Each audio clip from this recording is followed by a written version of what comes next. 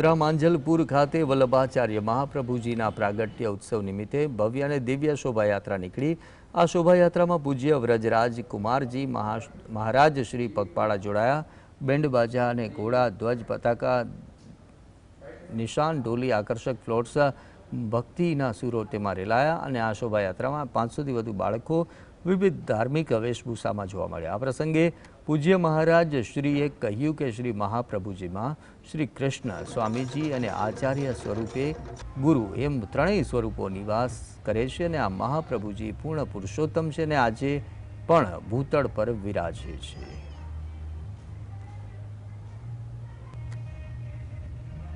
ચાલુ દિવસે અહીંયા બહાર નીકળીને ચાલી રહ્યા છે। એક જ કારણ છે, બધાને શ્રી મહાપ્રભુજી માટે ખૂબ ભાવ છે, પ્રેમ છે, શ્રદ્ધા છે અને પુષ્ટિ પ્રચારની આ યાત્રામાં સૌ ભાવપૂર્વક જોડાયા છે। વલ્લભાચાર્યજી મહાપ્રભુજીએ આખા ભારતમાં 3 વાર પૃથ્વી પરિક્રમા કરી અને મહાપ્રભુજી ખૂબ ચાલ્યા છે, પગપાળા યાત્રાઓ કરી છે, અનેક દૈવીજોનો ઉદ્ધાર કર્યો છે।